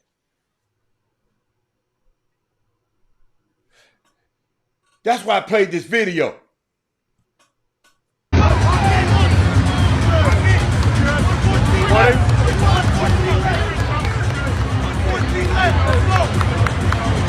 PJ Tucker all in. Y'all see, he looked at that. What the? Man, let me tell y'all something, man. Patrick Beverly said something, and I had it pulled up. And it got to, I was going to let it go. I wasn't going to even talk about it. But Jimmy, this stuff is, because I know what's going on out here. And I can just not tell y'all and not let y'all be aware of it. And, because some of y'all think y'all know it all anyway. But Patrick Beverly said, and I'm trying to find out because I want to pair. He just said, man, these guys are talented out here. But they don't love basketball. They just like what basketball can do for them. They don't care about playing this stuff, and I did not say it. This dude want to leave his team. I just don't understand. It was his day off. I don't care. You don't leave. But that's all. I just because I'm watching how easy for people to just leave and people to leave teams, and I love it. I love it. But somewhere you got to hunker down. And now ain't no if people treating you bad, get the hell out of there. But I just I'm just watching this new culture. Y'all talking about for the culture. And this culture is just not to be tough. Just not to be tough. Just not to be. I want to be friends with a dude I'm finna go to war with. So in the first game, I get a technical. I constantly argue with a ref for damn near 15 minutes. So the ref said I had to give you a tech. The ref let you talk all that stuff, Draymond, last night. I'm sitting there thinking about the game last night. Let you sit there and watch you. The ref let you sit there. I mean, the man, hold up. The ref was through with you and started going talking to your coach. You came over there and interrupted your coach. And Steve Kerr just sit up there and let him get the tech. In other words, he said, I got this, Draymond. Go on over there, you play. I got this. This man comes just like, Steve Kerr, you don't matter. And then the man said, man, I'm tired of this dude. Give him a tech. Now you playing that dude, but you want to run. Man, these people out here, I don't understand, man. I just don't understand. Y'all just made me think it. But shout out to my young fella, Jimmy. We talked about him yesterday. Robert Miller got an offer from Oklahoma, but that ain't. Yeah, let me tell you something. Then John Clark received one too from Oklahoma. So they went trying to get everybody off the team. Oklahoma trying to get everybody off the same team.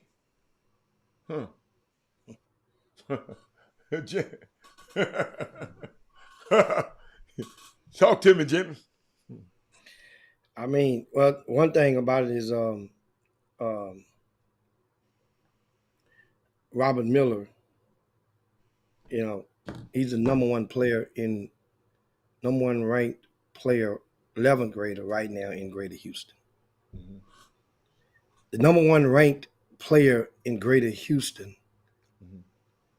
He had better have damn near every Power 5 offer, the majority of them. Okay. Because Houston is like that. Yes. So until y'all gotta understand something. That's like a prerequisite. Who's ever sits on the number one throne, once you get to the 11th grade, not the 9th grade, not the 10th grade, but once you get to the 11th grade, going into your last, and you have engaged in your final summer season, that's the least thing. That's the least. It is not downplaying or Oklahoma by no means, but that's expected. So, I mean, that comes with it. You number one. That actually is justifying that him being placed in the proper range, despite attending a school that is not known whatsoever for their basketball program. Has pretty much never been noted for their basketball program. Jim. And I applaud him for remaining there and still. So who's in front of him in Texas? Who's in front of him?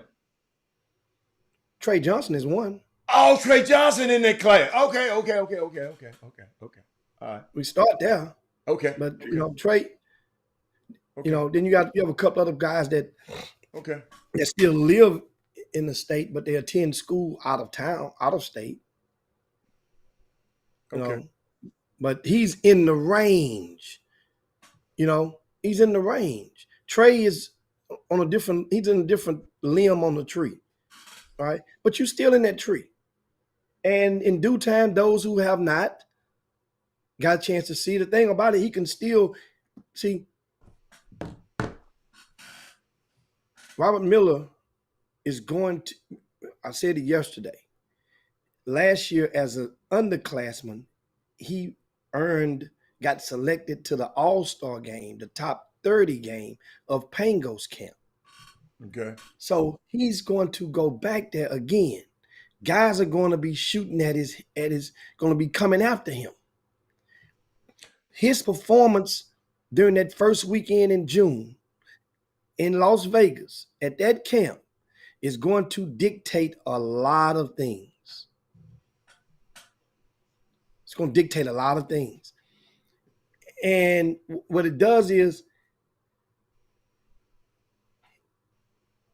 a lot of the national media know of him right now. Hadn't seen a lot of him because been playing on the on a secondary, not on a primary sneaker circuit. So, but that team that he plays on just got a promotion into the main circuit. So then next time they play, they'll get to see him. Everybody's want to see. And 3 of anything, his life can change. But no matter what happens, he still has them offers from LSU, Oklahoma. I think Oklahoma State is coming in town tomorrow for him. Washington, since Washington, they already made it known how they ain't scared no more. Them people in that pack, now they got to realize they're not the first, not the last. A lot of schools in the Pac-12 have dipped into Texas and lured and extracted some talent. This ain't the first. Don't you remember? It started back with Arizona 20 years ago. Remember, Josh Pastner was the assistant coach, so they had an inside lane. Arizona dipped up in here. They get Jawan McClellan in 2004, get Fendi Onabon, although it didn't work out for him in 05, come back in 06 with Nick Wise.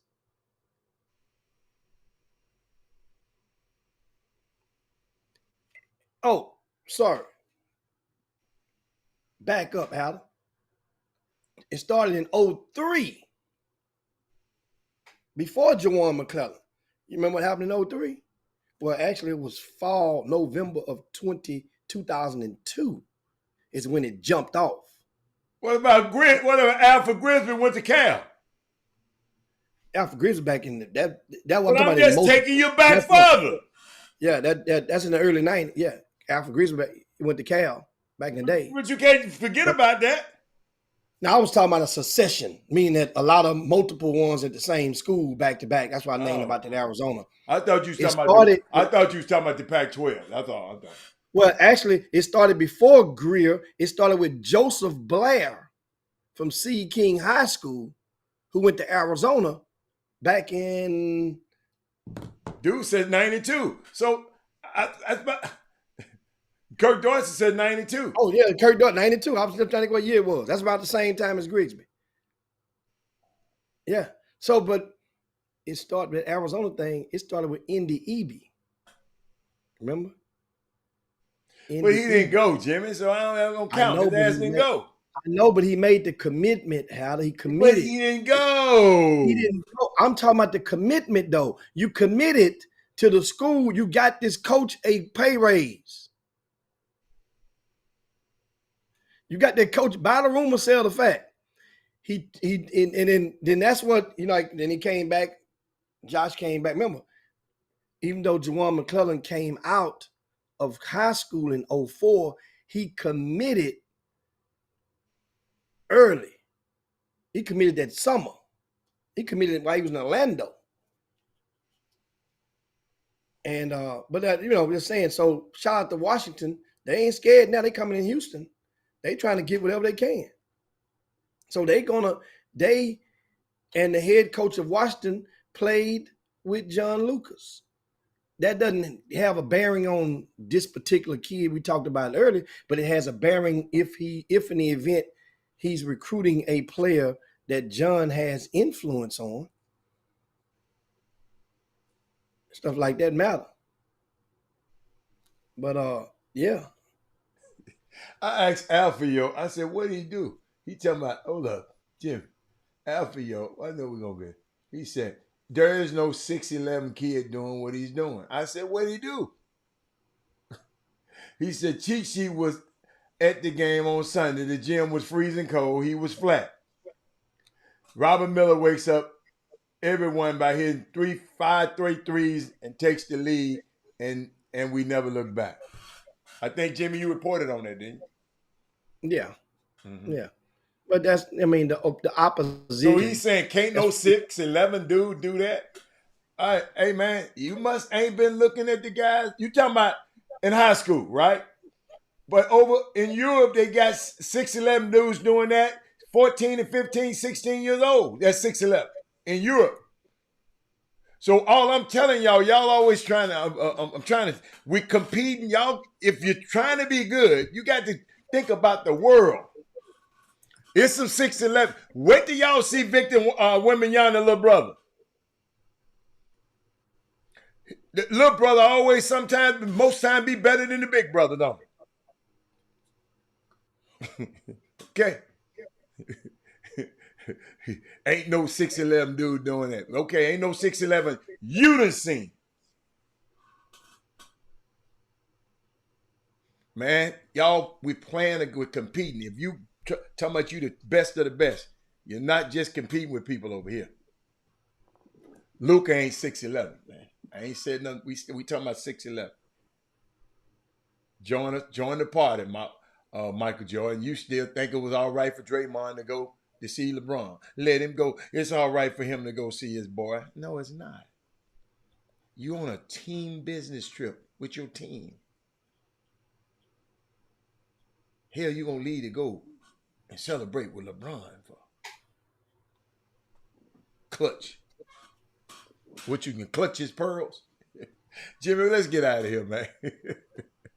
This generation. I see why these generations. They got people that just let them. Well, it's okay. Let them have fun, Robert. That's Michael. Let them just have fun. Okay. Keep on letting them have fun. Channel 13 in Memphis, Tennessee, Jimmy. Luckily, they got reinforced doors and glass, coming in trying to get in the news station with an AR-15 and kept shooting and couldn't get in the door. And then they went and got him. Because we so... Well, let them have fun. It's just a gun. It's not nothing. He just like guns. Let them have fun, Robert. Unbelievable. Let's get out of here, boss. It's Women Rock Wednesday. They talking about Joe Stevens, Colorado. Jarvis Kelly from Millville. What did he go out there? So Jarvis Kelly went to Arizona as well, and that was back in the late. But we can't go back that far because I said Alpha Grizzly, and you tell me you didn't want to go back that far. No, I'm just letting you know when those guys was in high school or when that happened. Yeah, that. But I was talking about multiple guys.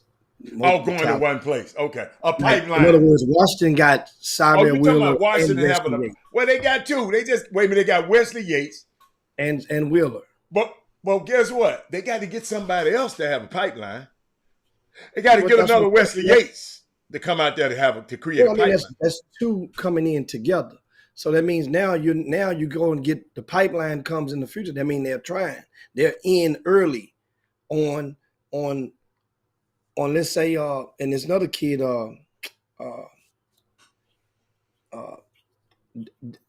Devin Pryor from over at PSAT blew up this weekend.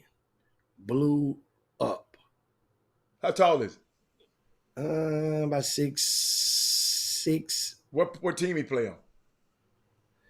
One-time legends, Tracy McGrady's team. Oh, okay. So they got a dude over there now. I mean, and we have him listed in the top 10 in our ranking. I don't even. He's one of the lesser known top 10, but no more is he lesser known. This dude here has thrust himself past. That's why I said to people, and you guys got to understand, some kids will get it during mean the accolades and the anointing and the prestige and the rank. They will the momentum. Some people would get it in the scholastic season, while others would get it in the non-scholastic season. Some kids can fall into or out of favor, depending on what they're doing in those particular seasons. Which is,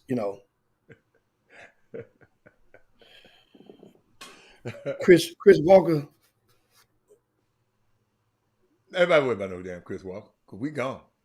He has the winners of the Black History contest, and he has to announce that These kids, each one of these kids are, I think they were getting a $500 scholarship, scholastic scholarship, meaning they would apply to school supplies this year. The 8th grade winner is Jax Walker, and the 7th grade winner is Jace Arriaga. He wrote a story about Garrett Morgan and the 3-position stop sign. Jax Walker's essay was about the modern mailbox. Those are the 7th and the 8th grade winners. And we'll compound on this more on tomorrow. But that's cool. So Chris and I'll post it on the website as well. But it's time to slide on down Dino's back and yabba dabba do this thing. And I'm looking at Alfio say no kid should ever commit early. He just said you can take as many as you want. No, Alfio, we can table that topic for tomorrow, but I firmly disagree. Firmly disagree about no kid should not commit early. You're blocking your own blessings. If you know what you want, you become the worst nightmare to a coach if you committed to every school that you like. Remember, you can't sign until the 2nd Wednesday in November. How many people you can commit to? However many you want. I would commit to 15 fucking schools. You Wow. know what they would do? They wouldn't come recruit me. After a while, the word would get out, don't come messing with me then if you ain't serious. Because you know what happens? Recruiting ain't what it used to be, Alfio. Yeah. You can commit to one. That way now you lock in that name, image, likeness number. You can't get the name, image, likeness money legally until after you sign and get accepted in the school. So you better lock that in. That way now people will know, and the school is on the clock for going and try to get your collective together. If you're good enough to get a collective. Yeah, if you well, that's the type of kid I'm talking about. Okay. Yeah. Rest of them kids better try to go get a Wendy. They better get in where they fit in and go commit right away. Them people think that stuff easy, man. No. We look back and take back. We're gonna get I'm Mr. watching Lofton, this stuff, Jimmy. Junior Lofton. He ran Ruston, Louisiana for the year, and it's still the NIL money wasn't coming through like they thought it was gonna be. That's right. He was the most loved athlete in Louisiana Tech. That's all right. Man, y'all share that show on the way out the door, man.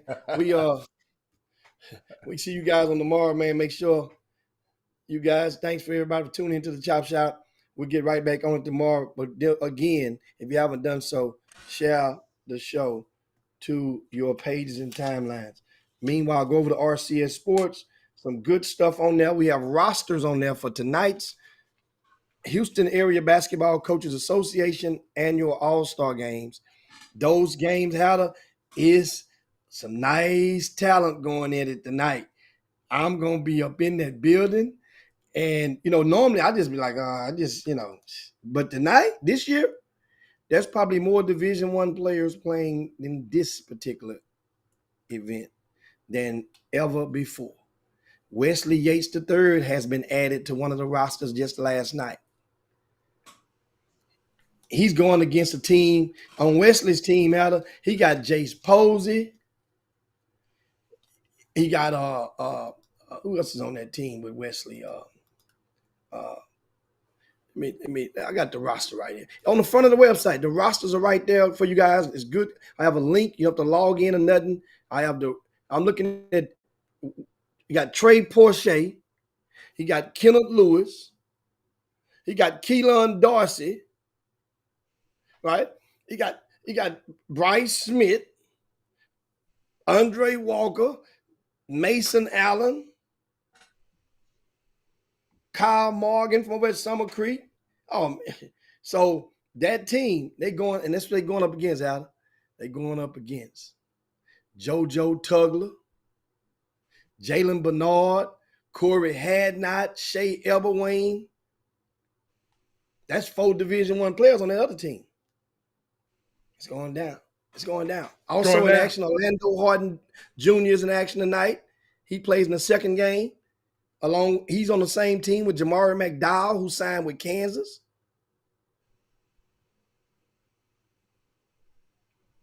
I'm looking at that. They'll be going up against Glenn Bishop. So Glenn Bishop will get a chance to test his talents against Corey Kelly, football, basketball star, Zion Little, who just committed. Oh, CJ McCain. That's the kid that's the dads made the statement and compared their stats during the season. They going at it one more time. Oh, it's gonna be good tonight. TJ Ford Jr. is on that team. Anyway, we up out of here. Go check it out yourself, man. See you guys up in the building tonight at the Houston area basketball coaches All-Star game tonight. 6 o'clock first game, 8 o'clock second game. University of St. Thomas is the location. $10 to get in. See you guys tomorrow. Peace. We up out of here.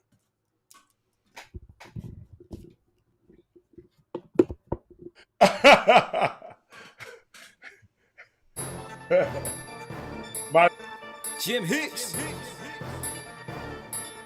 Rob Hatter, you are now tuned in to the Chop Shop.